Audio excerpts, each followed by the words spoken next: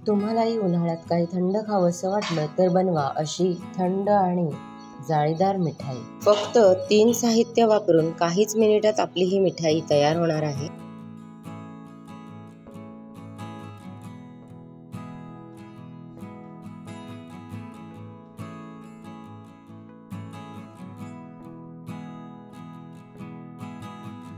नमस्कार, किचन कट्टा रेसिपीजमध्ये मी हर्षदा म्हात्रे आपले स्वागत करते।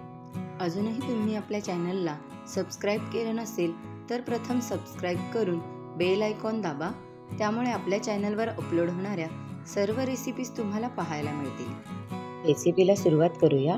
इथे मी चिकाचं दूध घेतलेलं आहे अर्धा लिटर, साधं दूध पाव लिटर, म्हणजे चिकाच्या दुधाच्या अर्ध साधं दूध घ्यायचं आहे आणि गूळ सुद्धा अर्धा घ्यायचा आहे, म्हणजे मी इथे पाव किलो दूध घेतलं आहे। वेलची पूड अर्धा चमचा आणि केशराच्या काड्या। आता आपण सर्व साहित्य एकजीव करून घेऊया।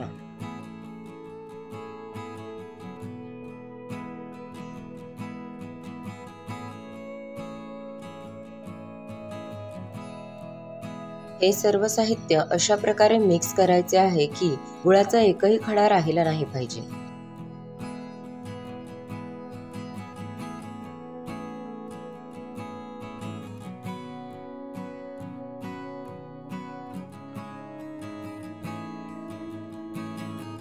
प्रकारे मिक्स केलेलं दूध 5 मिनिटे तसेच ठेवावे, म्हणजे गूळ विरघळून जाईल।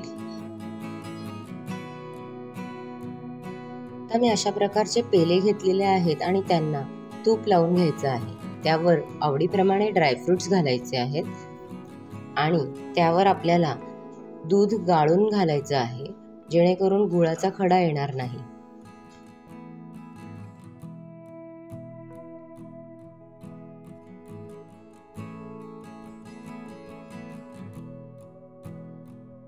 आता यावरून पुन्हा थोडी वेलची पूड घालून घेऊया।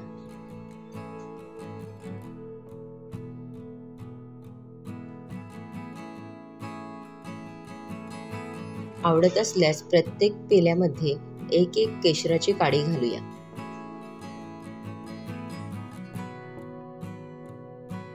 आता मी इथे आधीच पाणी उकळत ठेवलेलं आहे, त्यावर आपण हे पेले ठेवून घेऊया। तुमच्याकडे जर वाटी असेल तर तुम्ही वाटीमध्ये सुद्धा ही मिठाई बनवू शकता।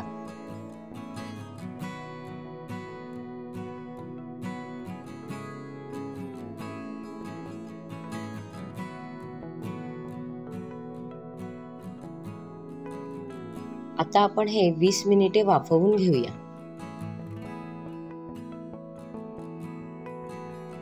20 मिनिटांनंतर झाकण काढून टूथपिकने किंवा चाकूने आपण हे चेक करून बघायचं आहे शिजलं आहे की नाही। जर टूथपिक किंवा चाकू क्लीन आला तर आपण समजावे ही मिठाई तयार झाली आहे।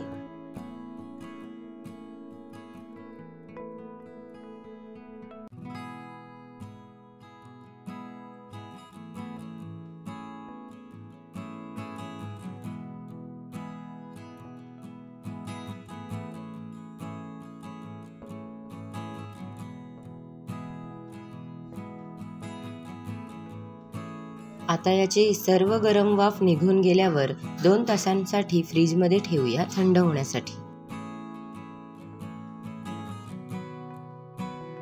2 तासांनंतर अशा प्रकारे चाकूने साइड लूज करून घेऊया आणि सर्व मिठाई काढून घेऊया। या मिठाईला खरवस असे म्हणतात। तुम्ही पाहू शकता अशा प्रकारे छान अशी जाळी आलेली आहे।